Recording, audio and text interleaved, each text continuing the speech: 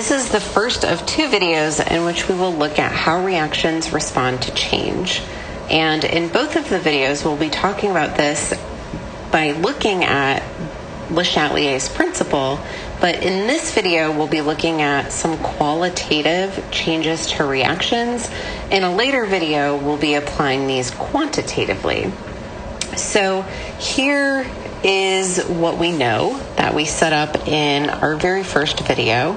We know that a system not at equilibrium will move toward equilibrium.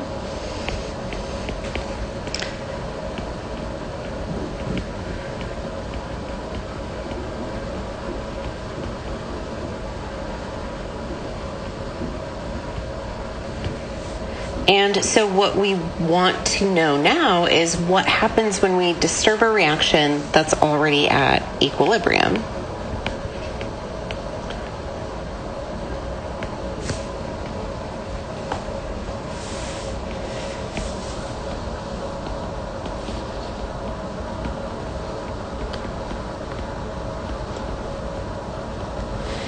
And what happens is dictated by Le Chatelier's principle.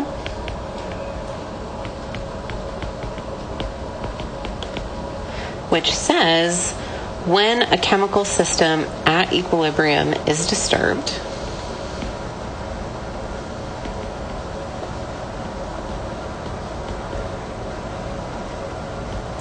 this is the important part, so I'm going to underline it. You have to start at equilibrium and then disturb it to apply Le Chatelier's principle.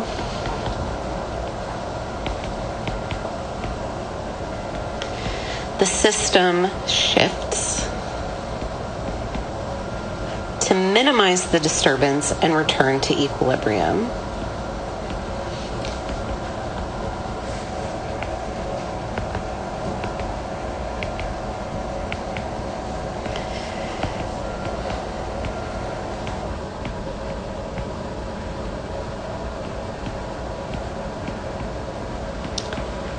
Okay, so before we go into specific changes and how the reaction would respond to return to equilibrium, I have a little bit of a side note, important underlying reminder that I think this is a good place for us to look at it, and that is that for any reaction, the equilibrium concentrations can vary.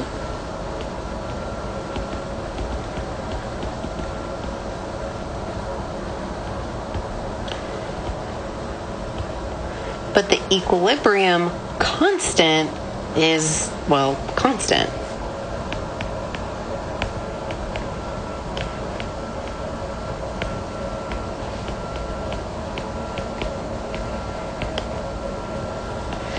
Because remember, the equilibrium constant is telling us about the ratio of products to reactants, and those actual numbers can vary widely depending on what you put in to start or what you've done to the reaction since. But the equilibrium constant, I mean, it's in that description, it is a constant value. So if your reaction is at equilibrium, then your KEQ is equal to the value of your KEQ. So just let's set this up so that you can see it with some numbers. If we look at 2SO2 gas plus O2 gas in equilibrium with 2SO3 gas, which looks like the reverse of a reaction that we looked at in an earlier video. If we are at 1,000 Kelvin, this has a Kp equal to 0.0415. So what this means is that I'm going to give you three different, we'll say, trials of this reaction to look at. And we're going to look at the pressure of SO2 at equilibrium, the pressure of O2 at equilibrium, and the pressure of SO3 at equilibrium and the equilibrium constant value. So what you should do as I give you these values is you should write the KP expression for the reaction and use it to show that all of these values are correct. So trial 1, at equilibrium, we had 1.421 atmospheres of SO2, 1.954 atmospheres of O2, and 0.4046 atmospheres of SO3. And with these values, the equilibrium constant is 0.0415.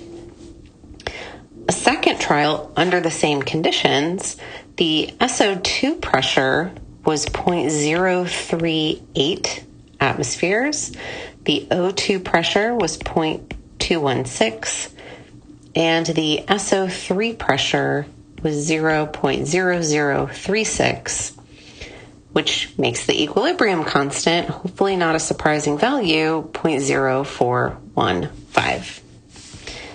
And in a third trial, with a pressure of SO2 at 2.9956, O2 at 0.087, and SO3 at 0.180, my equilibrium constant is 0.0415. So for your practice, as I said, write the KEQ expression and show that these values are correct.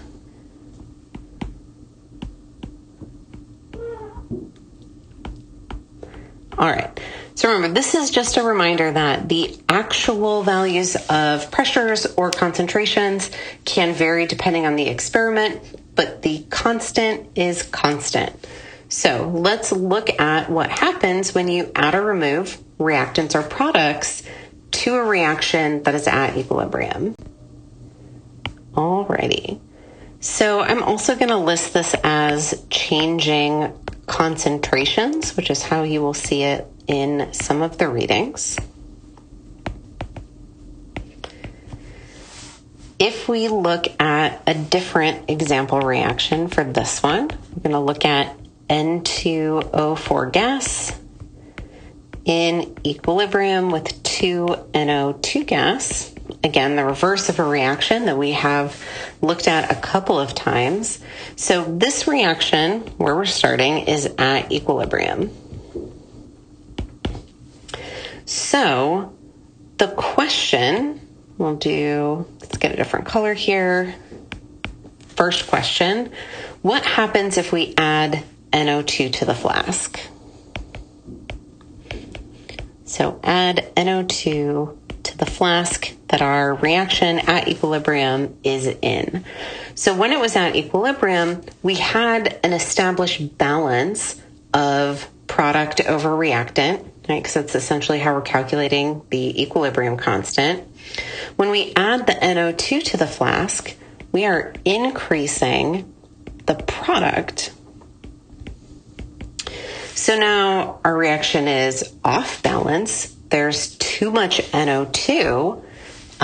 In terms of what our equilibrium constant expression looks like, this is a product, so my numerator is now too big.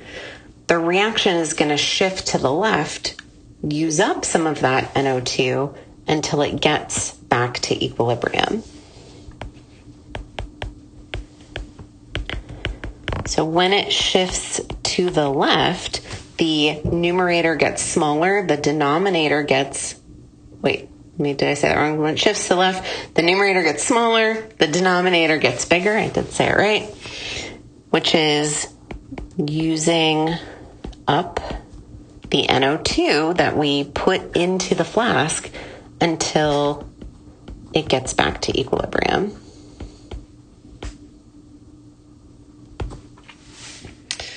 All right, new color, new change. So again, starting at equilibrium, if we remove NO2, So we are decreasing the amount of product. We started out with an established balance of product over reactant. If we remove NO2, now there's not enough product, right? Our numerator is now too small for it to give the equilibrium constant value if we were to calculate it. So the reaction shifts to the right, which increases the amount of product. It increases the numerator until we get back to the balance that we started with. We can also look at this. This has been done with the products both times. We can look at this in terms of changing the amount of reactant. So again, starting from the very beginning, our reaction is at equilibrium. If you add N2O4 to the flask, we are increasing a reactant. So too much N2O4, right now my denominator is too big. We need to move in a direction that decreases that and increases the numerator. So my reaction will shift to the right to use up the N2O4 that we added. And you could probably predict this one pretty easily, but let's write it down just so everything is here. If you remove N2O4, so you are decreasing a reactant. Now there is not enough of the reactant to give the balance that we expect at equilibrium. My denominator is too small, so the reaction will shift to the left to make some more of it and regenerate that balance.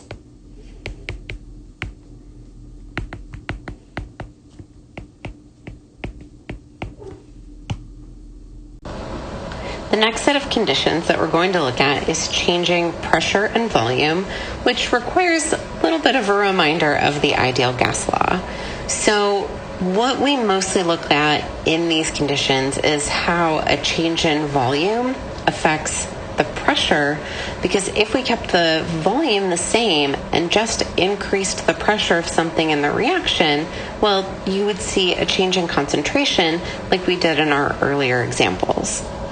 So hopefully you remember the ideal gas law. And if we rearrange this to solve for pressure, it's nRT over V. So what we should see is that if we decrease the volume in which a reaction is taking place, what we see is an increase in pressure.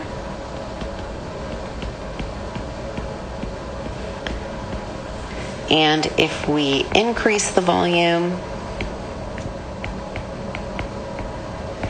we see a decrease in pressure.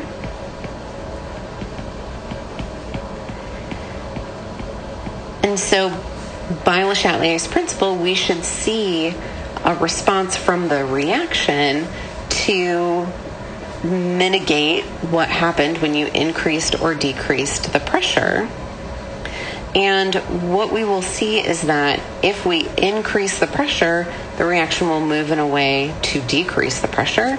If we decrease it, the reaction will move in a way to increase it. Okay, so what I'm going to do is give another example reaction, and we're going to break this one down a little bit differently. So the reaction we're going to look at here is N2 gas plus 3 H2 gas in equilibrium with 2 NH3 gas. So if we look at this, it should be balanced based on the coefficients, but also I've drawn some little ball models of what our molecules would look like, and we can even just count up the different types of each atom to see that this is balanced. So my N2 molecule are the black dots connected to each other. My 3 H2 molecules, I've got 3 molecules, each having 2 green dots connected. And in my 2 NH3s, I've got my black nitrogen dot in the middle and the 3 green hydrogens attached to each one. So in this reaction, if you look at the moles of gas on the left-hand side, there's a total of 4 moles of gas on the left, and on the right, we've got a total of 2 moles of gas. All right, so if I have this reaction, and we love to draw gas reactions in a cylinder with a movable piston, and my reaction is happening in here. This is at equilibrium. If I shift this in a way that increases the volume, so let's say I pull that piston out and nothing escapes, but now my reaction has a larger volume to take place. If I increase the volume, this causes a decrease in pressure. My reaction will move in a way that increases the pressure. Well, if I move to a side that has more moles of gas, it will increase the pressure. So my reaction shifts to the left, which increases the number of moles overall, which increases the pressure. All right, so you can probably predict what's going to happen on the other side if we decrease the volume. So this probably won't be nicely to scale as I would like it. Let's say we push that piston down. Now I have a smaller volume for my reaction to take place. This will cause an increase in pressure. And what happens is that my reaction shifts to the side that will decrease the pressure, which is to the right, because this will decrease the number of moles, which will overall decrease the pressure. Now, you will encounter some reactions that don't quite follow this, and it's not for a terribly odd reason, but let's look at an example of one of those. So the reaction CO gas plus H2O gas in equilibrium with CO2 gas and H2 gas does not respond to volume or pressure changes. We'll say it does not respond to volume / pressure changes. And I don't know, you could read ahead to what I'm about to write, or if you're not quite watching the screen and you're just listening, you could think about why this might happen. So let's say I increase the volume, so I want to decrease the pressure, so I want to make sure that my reaction shifts to the side with the higher number of moles of gas. So I look at the left and I have 2 moles of gas, and then I look at the right and, well, I also have 2 moles of gas. So both sides have equal numbers of moles of gas, so no shift is going to relieve this volume pressure change if we were to subject the reaction to it.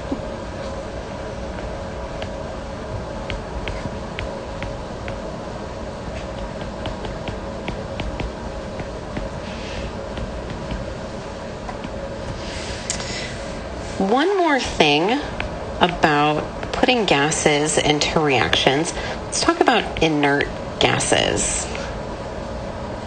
So if you add something, it's usually a noble gas. If you add, let's say, argon gas to a reaction and predict the change,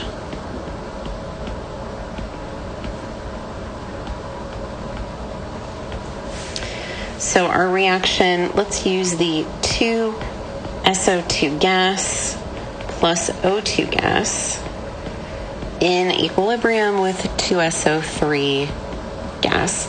And we have this in a flask. It's at some certain pressure, and then we're going to add a bunch of argon to the flask. So the question is, does it have an effect on the position of the equilibrium? So you're looking at the reaction, argon doesn't show up, but you're thinking about, well, if I add this in, the total pressure in the flask will increase, so maybe something will happen. But we get no change. So adding an inert gas gives no change in the position of equilibrium, because even though the total pressure increases,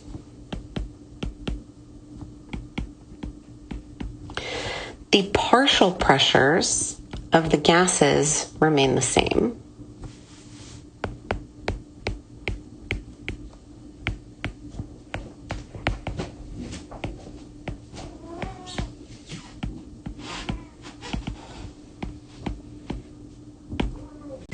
The last effect that we want to look at is the effect of changing the temperature. And this falls under Le Chatelier's principle in our qualitative discussion. But changing the temperature changes the equilibrium constant for a reaction. So we'll be able to predict which way it shifts, but later on we'll be able to calculate exactly how the equilibrium constant changes. It does require that we look at a little bit of thermodynamics, because what we need to know first is the reaction endothermic or exothermic?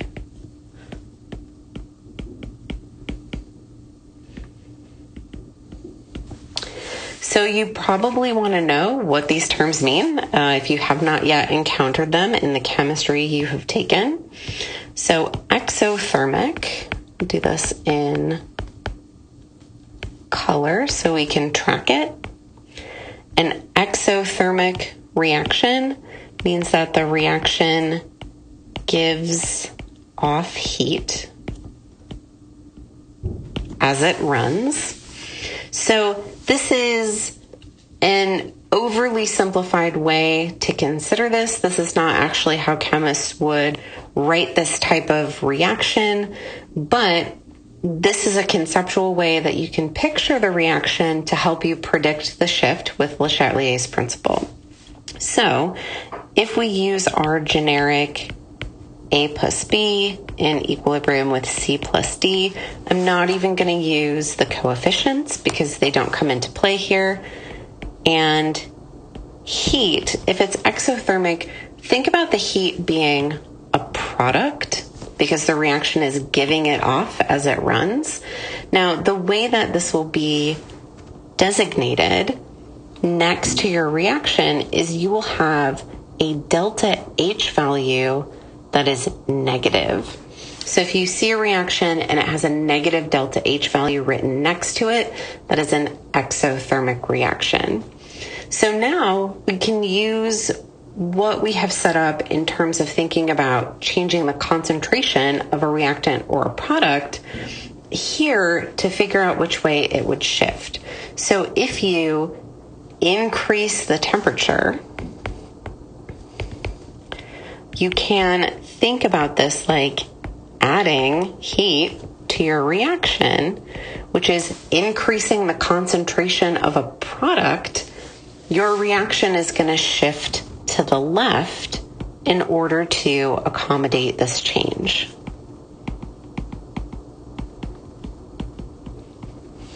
If you decrease the temperature, you are removing a product, so the reaction is going to shift to the right.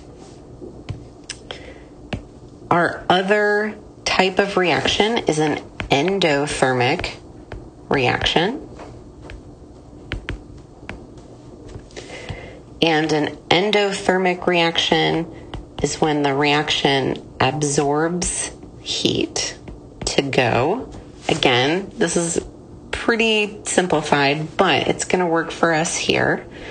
And you will see a delta H value that is positive for an endothermic reaction. And if we were to put together our generic reaction, you can imagine that if we are putting in heat to get the reaction to go, you can imagine it being one of the reactants. And so now if I want to think about what would happen if I change the temperature, I can apply the same concepts. So if I were to increase the temperature, that's like adding heat, that's like increasing the concentration of a reactant, my reaction shifts to the right. If I were to decrease the temperature, it's like decreasing the concentration of a reactant, my reaction would shift to the left. Now, with temperature changes, equilibrium constants are only constant at constant temperature, and all of these changes involve changing the actual temperature. So changes in temperature change the actual value of KEQ. So for the examples that we have done here, you go back and find a color that we have not yet used. We'll do purple. That should stand out nicely. For my exothermic reaction, if I increase the temperature and my reaction shifts to the left, what I actually see is a decrease in my KEQ value. Because if my reaction shifts to the left, my denominator is getting bigger, so the number value is getting smaller. For my endothermic example, if I add heat, my reaction shifts to the right. So then at that new temperature, I have more products than I did before. My numerator's getting bigger. I should see an increase in the KEQ value.